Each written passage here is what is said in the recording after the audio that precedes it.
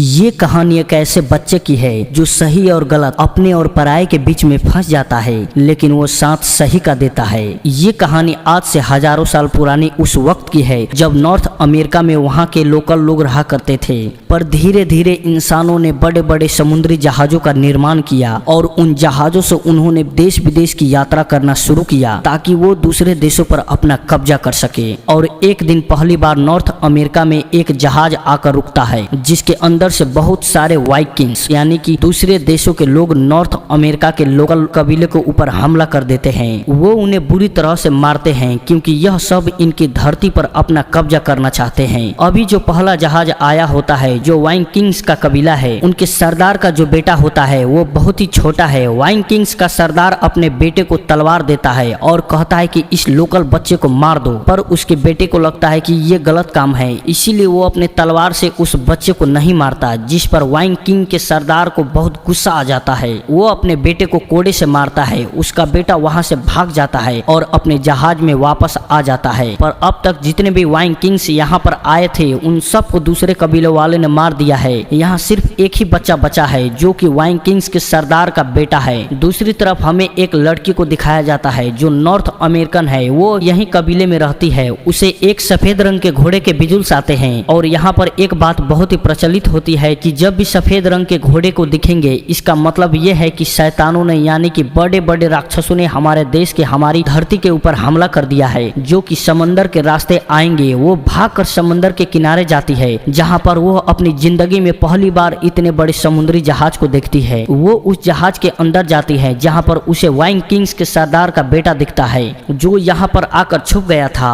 और अब वो उसे देखकर डर जाता है, इसीलिए उसके ऊपर तलवार बढ़ाता है। पर ये जो लेडी होती है वो समझ जाती है कि ये बहुत ही डरा हुआ है। वो उसे शांत करती है और अपने साथ अपने कबीले में ले आती है। दरअसल अब वो इस बच्चे को एडॉप्ट करना चाहती है, पर कबीले के लोग इसे एडॉप्ट करने के लिए मना कर देते हैं। पर वो उन सबको जैसे तैसे मना लेती है और अब इस बच्चे का नाम रखा जाता है घोस्ट, क्योंकि इसकी जो स्किन का कलर होता है वह कबीले वाले की स्किन से बहुत ही अलग होता है। धीरे धीरे वक्त बीतता है और 15 साल बीत जाते हैं। घोस्ट अब बड़ा हो चुका है। वो इन्हीं कबीले वालों में से एक है, पर वो अपने आप को एक योद्धा साबित करना चाहता है जिसके लिए उसे कुछ करना होगा। यहाँ पर एक और कबीला होता है जो पहाड़ों में रहता है। ये दोनों कबीले आपस में बहुत ही अच्छे से रहते हैं और दूसरा कबीला जो पहाड़ों में रहता है उसका जो सरदार है उसे पाथ फाइटर कहा जाता है, क्योंकि रास्ते ढूंढने में वो बहुत माहिर होता है। पाथ फाइटर की जो बेटी होती है उसका नाम स्टार फायर है जिसे घोस्ट पसंद करता है। पर पाथ फाइटर के ही कबीले का एक लड़का स्टार फायर को पसंद करता है। उसे पता है कि घोस्ट भी उसे पसंद करता है, इसीलिए कभी वो घोस्ट से अच्छे से बात नहीं करता और अब ये दोनों कबीले एक दूसरे से मिलते हैं। दरअसल आज रात को एक मुकाबला है और जो भी इस मुकाबले में जीतेगा वो अगला पाथ फाइटर होगा। घोस्ट भी इस मुकाबले में हिस्सा लेना चाहता है लेकिन उसे इजाजत नहीं दी जाती क्योंकि वो शायद इनमें से एक नहीं है, जिस बात से घोस्ट को बहुत बुरा लगता है। घोस्ट के पास उसकी बचपन की तलवार आज भी है, लेकिन पिछले 15 सालों से कोई भी समुद्री जहाज यहाँ पर दोबारा नहीं आया। घोस्ट अब अपना रास्ता खुद ढूंढना चाहता है। अगले दिन वो जंगल में शिकार करने जाता है और आज 15 सालों के बाद एक बार फिर से समुद्री जहाज इस जगह पर आता है जिसके अंदर से बहुत सारे वाइकिंग्स बाहर आते हैं जो घोस्ट के कबीले के ऊपर हमला करके वहाँ के हर एक इंसान को मारना शुरू कर देते हैं। घोस्ट पहाड़ के ऊपर से अपना कबीले को जलता हुआ देखता है। वो भागते हुए कबीले के पास आता है, पर अब तक कबीले के लगभग सभी लोग को वाइकिंग्स मार चुके हैं। वाइकिंग्स भी यहाँ पर होते हैं। उनका जो लीडर होता है वह घोस्ट को देख लेता है और अपने एक योद्धा से उसका मुकाबला करवाता है। घोस्ट उस योद्धा को वाइकिंग्स के सामने ही मार देता है और उसकी ढाल छीनकर जंगल की तरफ भाग जाता है, क्योंकि वो अच्छी तरह से जानता है कि वो इतने सारे वाइकिंग्स का एक साथ मुकाबला नहीं कर सकता।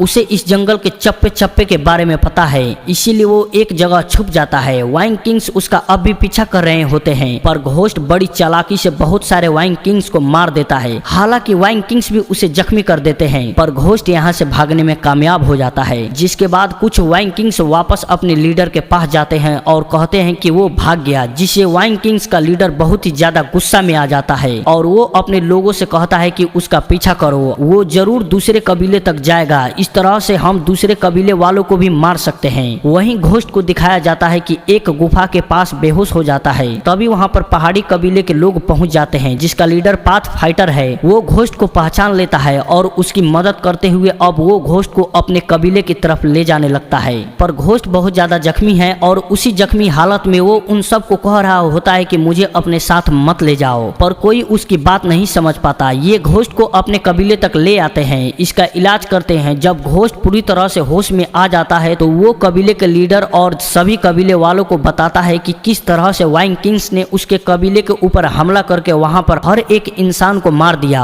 और अब वो मेरे निशान का पीछा करके यहाँ तक पहुंच जाएंगे। हमें जल्द से जल्द इस जगह को खाली करना होगा। पर यहाँ पर जो ब्लैक बिंग होता है, जो घोस्ट को पसंद नहीं करता, वो कहता है कि हम अपने कबीलों को छोड़कर नहीं जाएंगे बल्कि उन शैतानों का सामना करेंगे। तभी घोस्ट अपनी तलवार से उसके भाले को काट देता है और कहता है कि तुम उनकी तलवारों का सामना नहीं कर सकते। साथ ही वो बहुत बड़े बड़े और मोटे कवच को पहने होते हैं, लेकिन कबीले वाले उसकी बात नहीं मानते, इसीलिए घोस्ट को अकेला ही वहां से निकलना पड़ता है। अगली सुबह कबीले के सब लोग घोस्ट के कबीले में जाते हैं और वहां देखते हैं कि वहां पर सच में तबाही, यानी कि घोस्ट ने जो कुछ भी कहा था वो सब सच है। लेकिन फिर भी ये वाइंग किंग्स का सामना करने का फैसला करते हैं। वहीं कबीले के सरदार यानी कि पाथ फाइटर की बेटी घोस्ट के पास जाती है, जिसे घोस्ट पसंद करता है। वो उसे बताता है कि हमारे कबीले वाले ने उनका सामना करने का फैसला किया है, तुम्हें हमारे कबीले का साथ देना चाहिए। उसके कहने पर घोस्ट मान जाता है और अब वो कबीले वालों से मिलता है, जिसके बाद कबीले वाले ने यहाँ से बूढ़े, औरतों और बच्चों को पहाड़ की तरफ भेज देते हैं और खुद वहाँ पर वाइंग किंग्स का सामना करने के लिए रुक जाते हैं। घोस्ट प्लान करता है कि वो उनके सामने से मुकाबला नहीं करेंगे बल्कि छुपकर उनके ऊपर हमला करेंगे और जब वाइंग किंग्स इनके कबीले की तरफ आते हैं तो ये छुपकर उनके ऊपर हमला करके बहुत सारे वाइंग किंग्स को मार देते हैं।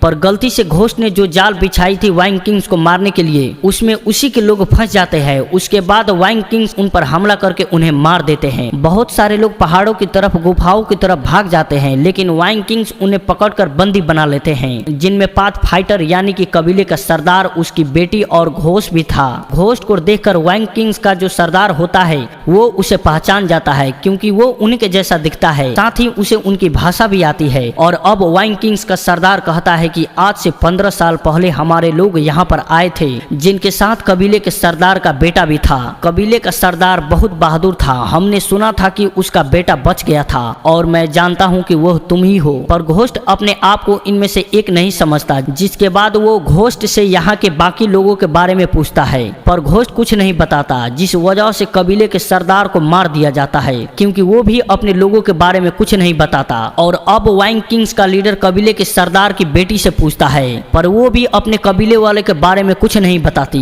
इससे पहले वाइंग किंग्स उसे मारता, घोस्ट कहता है कि मैं तुम्हें रास्ता बताऊंगा। और अब घोस्ट इन सब वाइंग किंग्स को उस तरफ लेकर बढ़ चलता है जहां पर बाकी लोग छुपे हुए हैं। हालांकि स्टार फायर को बहुत गुस्सा आता है, लेकिन घोस्ट अच्छी तरह से जानता है कि अगर उसने ऐसा नहीं किया तो वाइंग किंग्स को, उसे, स्टार फायर को और बाकी सभी लोगों को मार देंगे। घोस्ट जानबूझकर इन्हें उस गांव में लेकर आता है जहां पर ये सब के सब कबीले वाले पहले रहा करते थे। उसे पहले से पता होता है कि सब पहाड़ों की तरफ जा चुके हैं। वाइंग किंग्स देखते हैं कि यहाँ से सब निकल चुके हैं, जिसके बाद घोस्ट उन्हें यहाँ से आगे ले जाता है, जहाँ रास्ते में कुछ वाइंग किंग्स स्टार फायर के साथ जबरदस्ती करने की कोशिश करते हैं, पर घोस्ट बीच में आ जाता है। वो उनसे लड़ने के लिए तैयार है। हालांकि वाइंग किंग्स उसे मार सकते हैं, लेकिन इनका जो लीडर होता है वो नहीं चाहता कि घोस्ट मारा जाए। अब ये यहाँ से आगे बढ़ जाते हैं। घोस्ट इन्हें एक दूसरे कबीले में ले जाता है जो पूरी तरह से खाली होता है। दरअसल घोस्ट को पता होता है कि यहाँ पर भी कोई नहीं है, जिस बात से किंग्स का जो लीडर होता है उसे बहुत गुस्सा आ जाता है। वो कहता है कि सब के सब लोग कहाँ गए। घोस्ट कहता है शायद वो पूर्व दिशा की ओर बढ़ गए होंगे, हमें उसी तरफ जाना होगा।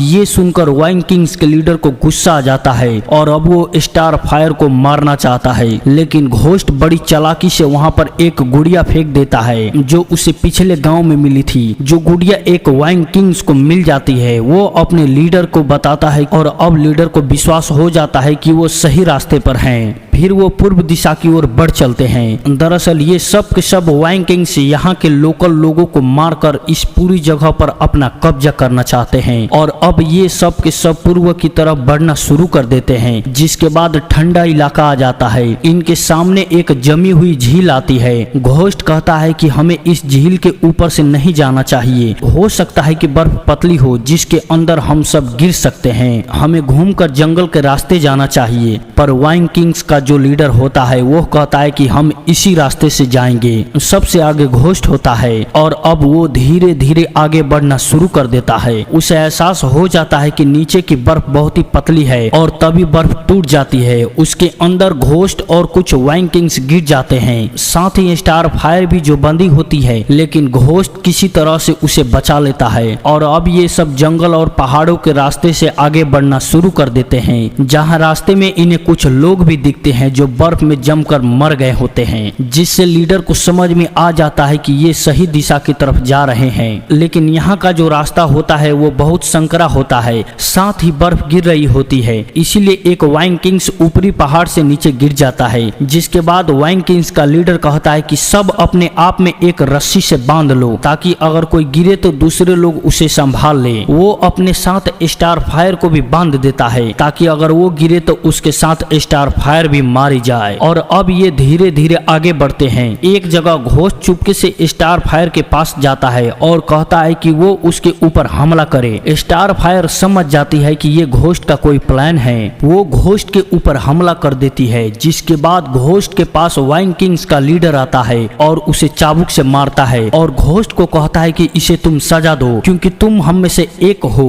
घोस्ट भी अब ऐसा ही करता है, वो वाइंग किंग्स के हाथ से चाबुक ले लेता है और उससे एक पत्थर को उठाकर वाइंग किंग्स के ऊपर फेंक देता है, जो रस्सी से सब के सब एक साथ बंधा हुआ होता है। जब पत्थर वाइंग किंग्स को लगता है तो वो चट्टान से नीचे गिर जाता है, जिसके साथ साथ उसके साथ जितने भी वाइंग किंग्स बंधे हुए होते हैं वो सब भी नीचे गिर जाते हैं। अब जो वाइंग किंग्स का लीडर होता है वो घोस्ट के ऊपर हमला कर देता है, लेकिन स्टार फायर उसके ऊपर चढ़कर उसके कान को जख्मी कर देती है। जिसके बाद घोस्ट उस रस्सी को काट देता है जिसे स्टार फायर वाइंग किंग्स के लीडर से बंधी हुई होती है। अब स्टार फायर उससे आजाद हो चुकी है, लेकिन अब भी खुद घोस्ट उस रस्सी से बंधा हुआ होता है। वाइंग किंग्स के लीडर के ऊपर से नीचे धक्का दे देता है, लेकिन वो खुद उस रस्सी से बंधा हुआ है, इसीलिए वो भी उसके साथ फंस जाता है। इनके साथ एक और आदमी होता है, लेकिन वाइंग किंग्स का लीडर खुद अपने आप को बचाने के लिए रस्सी को काटकर अपने एक आदमी को नीचे फेंक देता है और अब इस रस्सी से मात्र वाइंग किंग्स का लीडर और घोस्ट लटके हुए होते हैं। घोस्ट नीचे की तरफ होता है, उसकी तलवार भी उससे छूट चुकी होती है, इसीलिए ऊपर वाइंग किंग्स का लीडर बड़े बड़े पत्थर फेंक रहा होता है। वो धीरे धीरे ऊपर जा रहा है जहाँ पर स्टार फायर है। घोस्ट स्टार फायर से कहता है कि तुम वहाँ से हट जाओ। जिसके बाद वो जोर से चिल्लाता है और उसके चिल्लाने की वजह से ऊपर से बर्फ गिरना शुरू हो जाती है, जिस वजह से घोस्ट और वाइंग किंग्स का लीडर नीचे गिर जाते हैं। इन दोनों के बीच में खतरनाक फाइट होती है।